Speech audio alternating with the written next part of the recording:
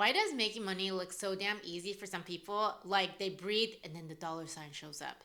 Meanwhile, you're working your butt off and barely getting ahead. So here's the truth. It's not luck, it's habits. So in this video, I'm going to break down 7 rich people habits that change everything for me and can do for you too.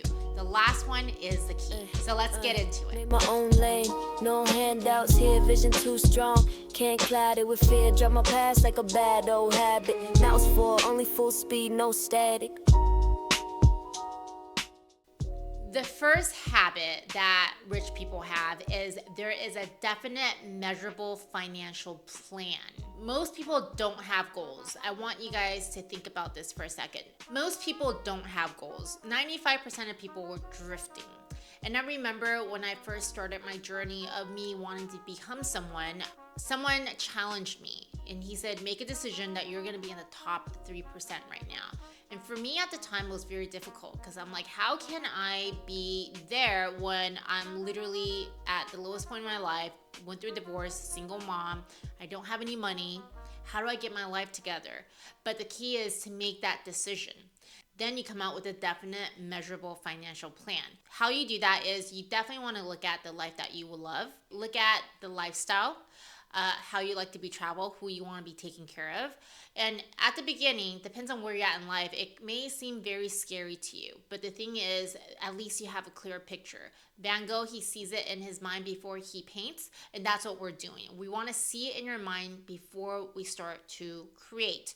So for me, I look at, okay, I want to make sure that my kids are in a safe home. I want to make sure that they have great family memories.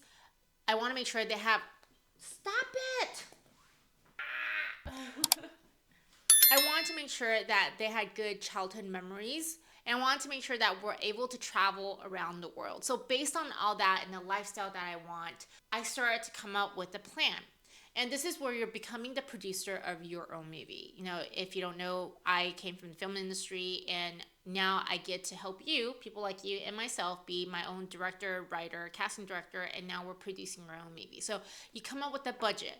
What would that look like? Do you want to travel in business class? Do you want to travel in first class? What kind of clothes do you want to be wearing? What kind of meals do you want to be having? What kind of trips do you want to be taking? Where do you want to be living? So once you can see a clear visual of that, then you start to break it down. And you do want to break it down so at least you know what your financial goal is and you break it into steps to achieve it. So because we're talking about the rich people have it, that's how you come out with a definite, measurable financial goal. The second habit, they take action immediately. They take action, they're focused, they're determined. They're taking action based on their goal. They are inspired with whatever they want in their life. They're not letting other people's opinion affect them. They are not letting other people tell them what they can do or waiting for other people's approval. They're taking actions immediately and they're willing to make the mistakes because it's not about right or wrong. It's about doing whatever it takes and learn from every mistake so you become strong and resilient to grow into your goal. The third one, constantly thinking of new revenue sources of income. So this one was a game changer for me. I was taught to go to school, get a job, and I only thought of one source of income, which is my job. But what I have learned is wealthy people, they have multiple sources of income and they're always thinking about a new source of income. But this is one thing I want to caution you because the people that are listening and watching this video, you may be at different places in your life. If you already established in a certain area and you have a certain specialty, it's easier to come out with more sources of income. If you're just starting out, I would say focus on one thing and be very good at it. If you're doing 10 sources of income, usually that just doesn't come through.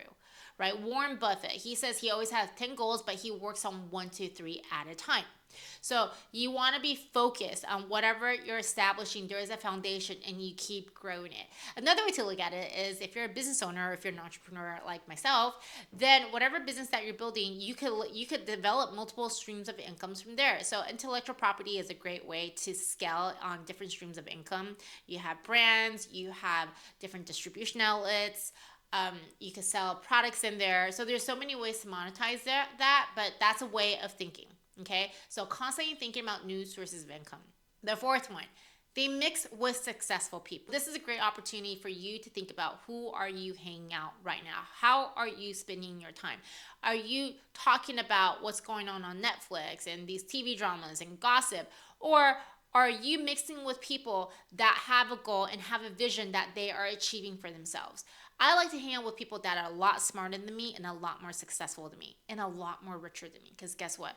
If they're up there and I'm hanging out with them, I'm heading there too. People that you hang around with will very easily influence you. And this is the one thing that I've learned. Some people, $1 million may feel like it's a lot of money. For some people, it's not. Why is that? So what kind of people are you hanging out with? Mix with successful people. The fifth habit, they have a program that they study together. So this one I actually learned from Bob Proctor, and Robert Kiyosaki also mentioned this too. So essentially is having a mastermind. You guys could be studying a program together. You guys could be getting together. But when you guys come together in that program, you guys are brainstorming ideas. You guys are elevating each other. So in many ways, you're also mixing with successful people, because content, there's many different kinds. You could watch content to educate yourself, which is what you're watching right here. Or you can watch content to entertain. The people that are growing they recognize that they are in the school of life. They are very humble. They're always learning from the people around them, and they're growing together. I've hosted my own mastermind. Every single time I do it, me and the community, we all elevate together. So find yourself a good program and with great people to study together so you can rise together. The sixth one, they listen with emotions. They listen with their heart. I remember when I was in the film business, I worked with a lot of talents, a lot of A-list celebrities. The people that are on the top that I've worked with that were so nice, they remember my name. They treat me as a normal human being, not just someone that works on the project. They listen to you and they ask you questions, and they're really learning. It's something so simple, but yet so wonderful, because everyone just wants to be heard. I mean, have you ever sit across someone that you're talking to them and they're clearly just like, and then it's like going over their head? I have. And it doesn't feel good. It feels like you're being belittled. And at one point, you're just like, okay, you're not listening. If you don't like to be treated that way, don't treat people like that. And think about the times when people really heard you. How did you feel about that person? This person became so awesome. You start to develop loyalty. You want to help them as well. This is a big habit change that I'm still working on, which is listen with emotions and listen with your heart. The seventh one, the last one, and this is the one I think is the most important. They expect to be successful.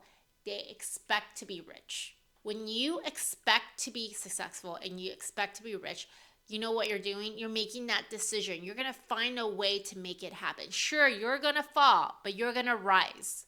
And that's just a part of the process. So you got to expect to make it happen. But you got to do it for you. When you expect for things to happen, that's when things will start to change. And that's how you will alter your attitude towards your attitude looking at the situation. Remember, if you quit on something, if you quit on yourself, the chances for you to succeed or achieve is zero. But if you keep going and you're in this process and you persevere, you have a chance. That chance is going to be up to you. Now we just went over the 7 rich people habit. One thing that would be great for you is to look at your own habits, study yourself, make those changes today. And you just have to work on it. Be better 1% every single day. Okay? Don't feel like you have to change overnight. This is a process. Nothing has to be perfect. That's why it's messy action. And if you take this action 1% every day for 365 days, after 1 year, you're going to be 365% elevated than you are today. If you got value from today's episode, it will mean the world if you share it with a friend who needs to hear this. My mission is to grow with you from 0 to 100 so we can all create our own overnight success. Make sure to subscribe, leave a review, and connect with me on social at Miss Lillian Victoria. And I'll see you in the next episode.